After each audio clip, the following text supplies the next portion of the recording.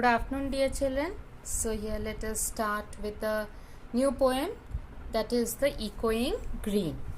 I hope that you have watched the previous video of hopscotch carefully and understood that. So please, same way you will be doing this also. You will watch the video, open your book and go through the poem, and I'm sure you'll be able to understand. So the Echoing Green is a poem by William Blake. In this poem, William Blake talks about merry sounds and images of spring that accompany the children playing outdoors. So here, William Blake, now he is talking about the merry sounds. Merry sounds means the happy sounds and images of spring that accompany the children playing outdoors. Yes, when the spring season arrives, all the children, they all start moving, going out of their houses to play. Now this poet is not an Indian poet, so he is an European poet, and so you must have observed that in the European countries winters are chilly cold because there's snowfall, it's very cold over there. But our winters are, we don't have snowfall as such here, except the Himalayas and that Himalayan range, you can say, in those states are having the snowfall. So for us, winter, it's very cold. Of course it's very cold, but we do not have the snowfall. But in the European countries, they have snowfall, and so what happens that children hardly come out of their houses. The people normally stay inside their houses and they have the long winter vacation. So when just after the winter season, when the spring arrives, now everybody is out of their house to enjoy the beautiful season, and they all enjoy playing out. The children enjoy playing out, people enjoy sitting out. So that's a lovely time for them. So now here William Blake talks about the merry sounds or the happy sounds and images. Images means the children are playing, so that particular sight, okay, of spring that accompany the children playing outdoors. So that's a wonderful sight for everyone when children are playing outdoors. Then an old man happily remembers when he enjoyed playing with his friends during his own childhood. So here we'll see about an old man. He remembers his, recollects his memories of his childhood, when he also used to play like this with his friends in this wonderful greenery, and so that he recollects. The last stanza depicts the little ones being weary when the sun has descended and going to their mother to rest after playing many games. So the whole day the children have played, and in the last stanza that depicts means shows us.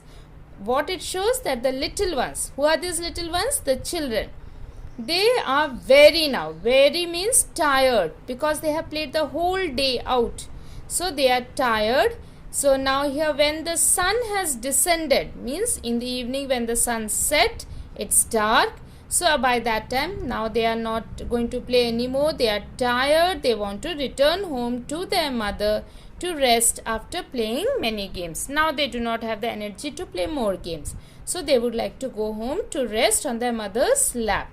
So this is what we see in the three different stanzas.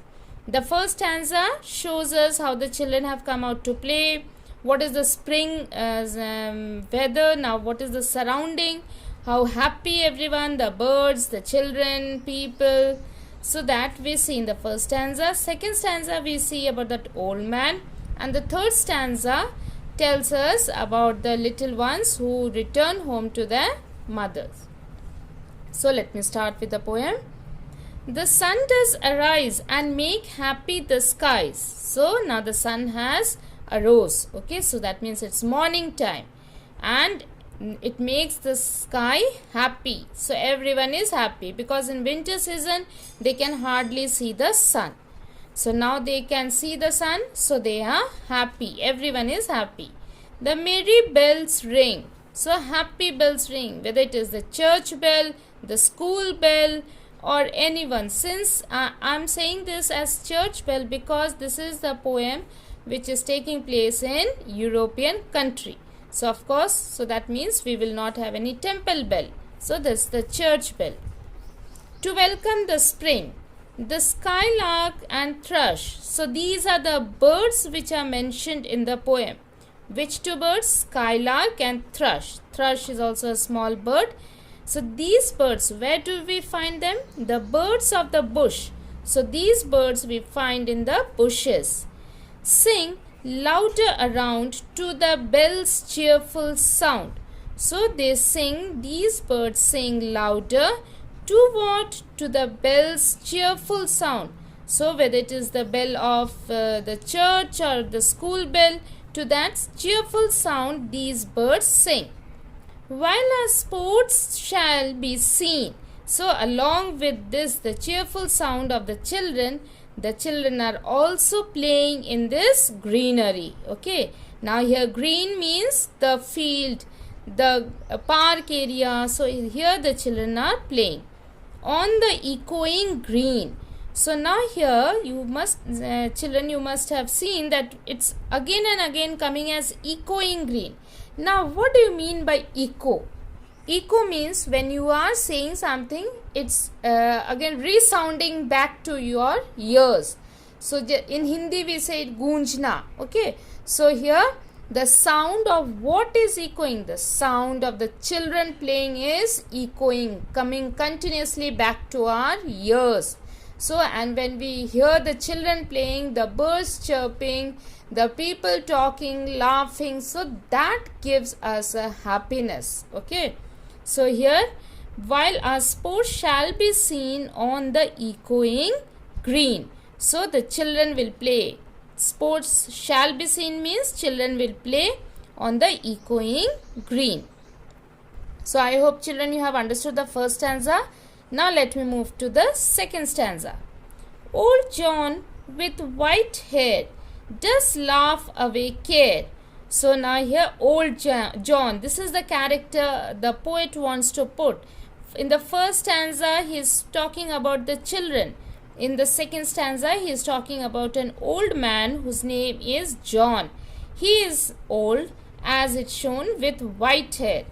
So does laugh away care. So he enjoys himself and forgets about his worries, all his problems. He enjoys himself. He is sitting and watching the children playing here. So he is enjoying himself and he is recollecting his own childhood days. So does laugh away care. So that means care means his worries. He laughs away those worries and he is enjoying the children, watching them play. Sitting under the oak. So where is the old John sitting? He is sitting under the oak tree. So there is an oak tree in the park or in the garden or in the field or in the green, wherever the children are playing, and old John is sitting under that tree. Now this oak tree has seen many ages. When old John was small, that time also the oak tree was there, and now also old John has become old now, and now also the oak tree is here and watching the children play. Among the old folks, so this man John is sitting along with his old folks, old friends of the same age. They laugh at our play. So these people, they laugh at the play what children are playing. They are enjoying the children's play. And soon they all say, such were the joys. And these people are saying that yes, we too were enjoying. We were also happy when we were small. When we all, girls and boys. So that means old John is saying that when we were little children, little girls and boys, so we also played and happily enjoyed. In our youth time was seen on the echoing green. So when we were youth, we were also playing in the echoing green. Now here the last stanza. Till the little ones weary. So now the little ones have become tired. No more can be merry. So no more can they play. No more can they be happy to play. The sun does descend. Now the sun has set. Descend means set. And our sports have an end. And so now we stop playing. The children are saying, so our sports have an end. We stop playing. Round the laps of their mothers. So they are sitting on the laps of their mothers. Lap means, in Hindi we say god mein so jana. So that is what is called lap. Okay. Many sisters and brothers like birds in their nest. So in one house there may be many sisters and brothers. So all go and sleep on their mother's lap. Like birds in their nest. So the birds also fly back to their nest. They no more, they fly here and there during the night when it is dark. Are ready for rest. So all are ready for resting. And sport no more seen. So no more can we see the children playing on the darkening green. Now why is the green darkening? The field or the grassy area or the garden, it has become dark because the sun has set. So now here, since it is dark, the children are no more to be seen in the field. The poet is William Blake. So now here children, in this poem you must have observed that as we are going stanza wise, a picture is getting created in your mind, right?